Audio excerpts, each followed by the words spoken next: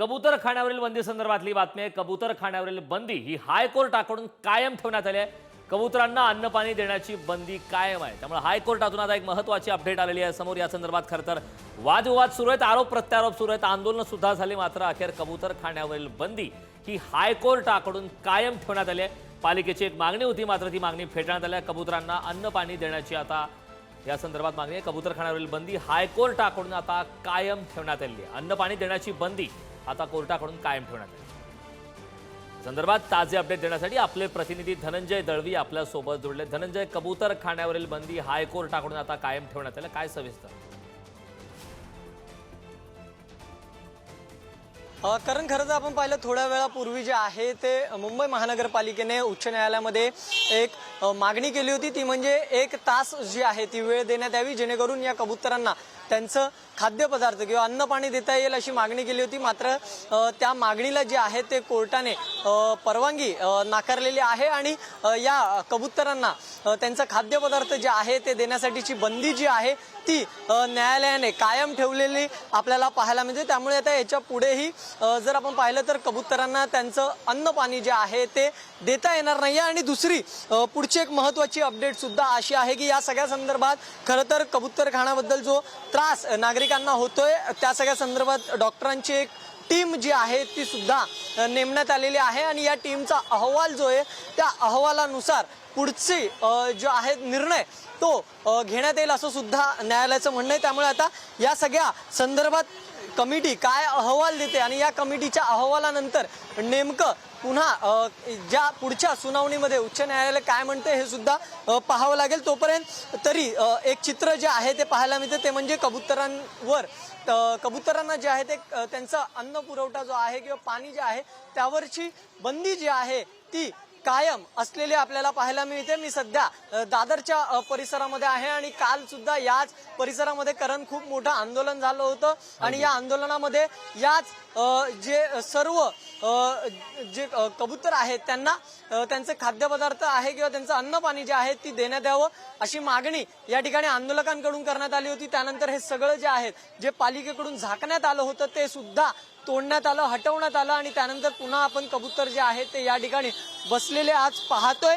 मात्र या सगळ्या संदर्भात जी आहे ती मागणी महापालिकेकडून करण्यात आली होती आणि 1 तासाची वेळ जी आहे 1 तासाची परवानगी ही मागण्यात आली होती। मात्र आता उच्च न्यायालयाने जी आहे ती परवानगी नाकारलेली आहे आणि बंदी जी आहे ती कायम ठेवलेली आहे। आणि यामध्ये कोर्टाचं महत्त्वाचं म्हणणं आहे की जो नागरिकांना त्रास होत आहे त्या सगळ्या संदर्भात एक टीम डॉक्टरांची नेमण्यात येईल आणि ही कमिटी अहवाल देईल आणि याच कमिटीच्या अहवालानंतर ची बंदी जी आहे ती उठवण्याचा निर्णय हा पुढच्या सुनावणीत घेण्यात येईल। त्यामुळे आता हा सगळ्या संदर्भातली जी कमिटी डॉक्टरांची नेमण्यात येते ती कमिटी काय नेमका निर्णय देते, काय नेमका या अहवालात ती कमिटी म्हणते आणि त्यानंतर नेमकं काय उच्च न्यायालय निर्णय घेईल हे सुद्धा पाहणं महत्त्वाचं असेल। मात्र तोपर्यंत जर आपण पाहिलं तर ही बंदी कायम असेल, कोणालाही या कबुतरांना खाद्यपदार्थ अन्न पाणी जे आहे ते देता येणार नाहीये।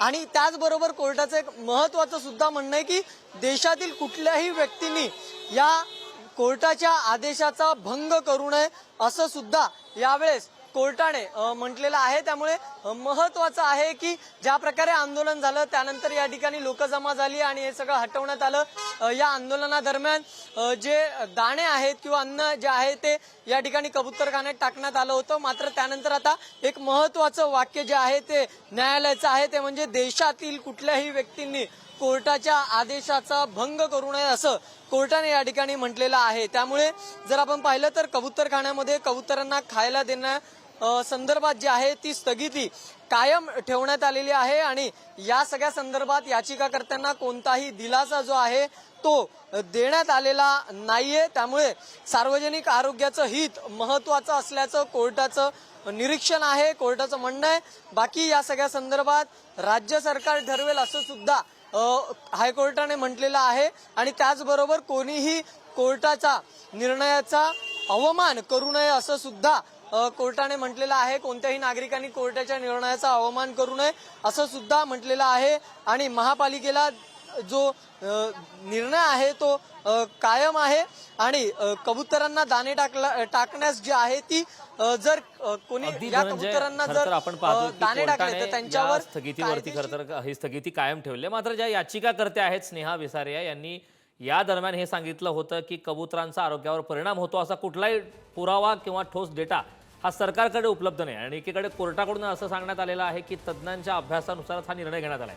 याबाबतची काय सविस्तर माहिती आहे? सुनावणीत आज नेमका काय घडलं? आपण ज्याप्रमाणे सुनावणी बघितली, सुनावणी सुरुवात झाली आणि सुनावणीमध्ये खरं तर या कबुतरांच्या वरून झालेला जो मुंबईमध्ये जो गोंधळ पाहायला मिळाला, जैन समाज असेल किंवा पक्षीप्रेमी असतील, प्राणीप्रेमी असतील, ते एकवटले आणि त्यानंतर जे बंद केलेले कबूतरखाने होते ते त्यांनी उघडण्याचा प्रयत्न केला. तिथे जे पालिकेकडून बंदी करण्यात आली होती ती हटवण्याचा प्रयत्न करण्यात आला. त्यांना दाणे जे आहेत ते तिथे अन्न पाणी जे आहे तो टाकण्याचा प्रयत्न करण्यात आला आणि त्या सगळ्यानंतर आज सुनावणी होती न्यायालयामध्ये.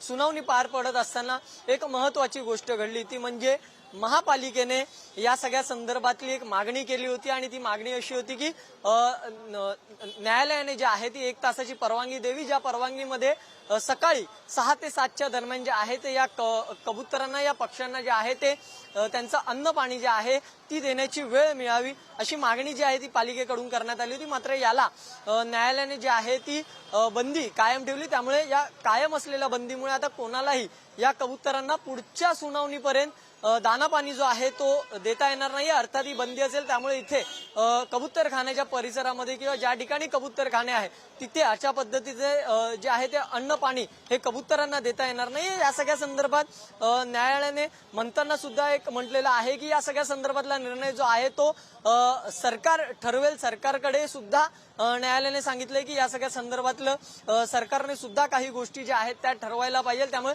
सरकारला सुद्धा सांगितलेलं पाहायला मिळतं. दुसरीकडे एक गोष्ट अशी की ही बंदी कायम ठेवल्यानंतर न्यायालयाने एक समितीकरण, खरं तर काही डॉक्टरांची समिती गठीत केलेली आहे आणि या समितीने एक अहवाल तयार करायचा आहे आणि हा अहवाल ही समिती तयार करेल आणि तो अहवाल सादर केल्यानंतर न्यायालय जो आहे तो पुढचा निर्णय घेताना आपल्याला पाहायला मिळेल. मात्र यामध्ये एक महत्वाचं म्हणजे नागरिकांना होणारे त्रास जे आहेत त्या त्रासासंदर्भातले काही रिपोर्ट जे आहेत, काही अहवाल जे आहेत ते न्यायालयाकडे सादर करण्यात आले होते आणि त्याच अहवालावरून जे आहे ते एक समिती ही गठीत करण्यात आलेली आपल्याला पाहायला मिळते आणि त्या सगळ्या संदर्भात जर आपण पाहिलं तर आता या सगळ्या संदर्भातला निर्णय जो आहे तो या समितीला घ्यायचा आहे. या समितीला एक अहवाल जो आहे तो तयार करायचा आहे आणि हा अहवाल जो आहे तो तयार केल्यानंतर नेमकं न्यायालय काय भूमिका घेते हे सुद्धा पाहणं तितकंच महत्वाचं असताना आपल्याला पाहायला मिळेल. सध्या जर आपण पाहिलं तर या कबूतरखान्याच्या परिसरामध्ये आपल्याला पोलीस बंदोबस्त जो आहे तो सुद्धा वाढलेला पाहायला मिळतो. पोलिसांचा बंदोबस्त जो आहे तो सुद्धा वाढवण्यात आलेला पाहायला मिळतो. या ठिकाणी जर आपण पाहिलं तर पोलिसांचा चोख बंदोबस्त वाढवण्यात आला होता, कारण की कालच इथे मोठ्या प्रमाणात जे आहे ते पक्षीप्रेमी आणि हे सगळे एकत्रित आले आणि त्यानंतर मोठं आंदोलन जे आहे ते या ठिकाणी झालेलं आपल्याला पाहायला मिळेल. त्यानंतर आता जर आपण पाहतोय तर आता या ठिकाणी पोलिसांचा त्यामुळे बंदोबस्त वाढवण्यात आलाय. या ठिकाणी निर्णय जो आहे तो नक्कीच धनंजय, कोर्टाच्या खरं तर आदेश हा जे आहे निर्णय त्याचं आलेला पालन आहे. करावं. या निर्णयाच्या नंतर आता नेमकी काय प्रतिक्रिया येते, जैन धर्मियांच्या माध्यमातून काय सांगण्यात येतं हे पाहणं महत्वाचं आहे. कारण 10 तारखेपर्यंत राजव्यापी आंदोलन करू असा इशारा देण्यात आला होता. त्या ठिकाणच्या स्थानिक नागरिकांशी काही संवाद साधता येईल का? नक्कीच आपल्याबरोबर काही आहेत, आपण त्यांच्याशी बोलण्याचा प्रयत्न करूया. कबूतरांना जो आप दाना पानी देते थे उसको कोर्ट ने अभी भी बंदी कायम रखा है. कल यहाँ पर बड़ा आंदोलन हुआ था, उसके बाद आज अरे मेरे को कुछ मालूम नहीं है. नक्कीच आपण जर पाहिलं तर काहींना या सगळ्या संदर्भातली माहिती नाहीये आणि अनेक जण इथे जर पाहिलं तर पोलिसांचा बंदोबस्त आपल्याला पाहायला मिळतो. आपण आणखी काही जणांशी जे आहे ते करण बोलण्याचा खरं तर प्रयत्न करूया. मात्र कालच या संपूर्ण ठिकाणी एक मोठं आंदोलन जे आहे, जन आंदोलन झालेलं पाहायला मिळालं आणि त्यानंतर आपण जर पाहिलं तर आज या ठिकाणी हे सगळं कबूतरखान्याच्या याच परिसरात मी आहे, इथे बॅरिकेड सुद्धा पाहायला मिळत आहे आणि दुसरीकडे जर आपण पाहिलं तर पालिकेने या ठिकाणी सूचना सुद्धा लावलेली आहे आणि त्याचबरोबर आता पोलिसांचा चोख बंदोबस्त आहे. आपण काही नागरिक जे आहेत ते आता इथे असलेले आपल्याला पाहायला मिळतील. आपण त्यांच्याशी बोलण्याचा प्रयत्न करूया आणि आपण त्यांना विचारूया, आपण त्यांच्याशी बातचीत करूया. सर, एकीकडे आपण जर पाहिलं तर काल या ठिकाणी आंदोलन झालं आणि त्यानंतर आज अजूनही कोर्टाने जो निर्णय दिला ती बंदी कायम आहे. तुम्हाला यापुढेही खाद्यपदार्थ कबुतरांना देता येणार नाहीये. पालिकेने 1 तासाची वेळ मागितली होती, मात्र त्यालाही परवानगी दिलेली नाहीये. काय नेमकी भावना आहे, आता पुढची काय दिशा असणार आहे? जैन समाज काल इथे मोठ्या प्रमाणात एकवटला होता. जैनच्या माणसं असे नाही, फक्त जेवढे पण माणसं आहे त्यांची पण तेच भावना आहे की जीव दे जे तेवढे प्रेमी आहे त्याचा तो ते दाणं टाकायला काही मनाई नाही होते. तर ते सांगतात की त्याच्या काही नुकसान होतात. नुकसान तर बिडी, सिगरेट, गुटखा, दारू हे पण आहे, हे पण बंद करा ना. असा कोणीतरी दाणं टाकले ते जीव त्याचा बी पोट आहे ना, कसाला. आता ते बंद करायचं तो आधीच बंद करायला लागतात. एवढं ते जमा केले पक्षी आणि आता ते बंद करतात. ते नेमकी काय पुढची भूमिका असणार आहे? कारण की काल तर तुम्ही इकडचं हटवल्या होत्या, ताडपत्री हटवली होती, बांबू हटवले होते, मात्र आता बंदी कायम आहे. पुढे काय ठरवणार आहात? पुढे काय ते चालूच होणार. हा, ते काय की खाद्यपदार्थ टाकणार आहात हो टाकणार उद्यापासून? हा टाकणार. तुमच्यावर गुन्हा दाखल होऊ शकतो यासाठी. ते बघतात ना, बघतात ते काय होतं. नक्कीच आपल्यावर आणखी काही जण आहे, आपण त्यांच्याशी बोलण्याचा सुद्धा प्रयत्न करूया.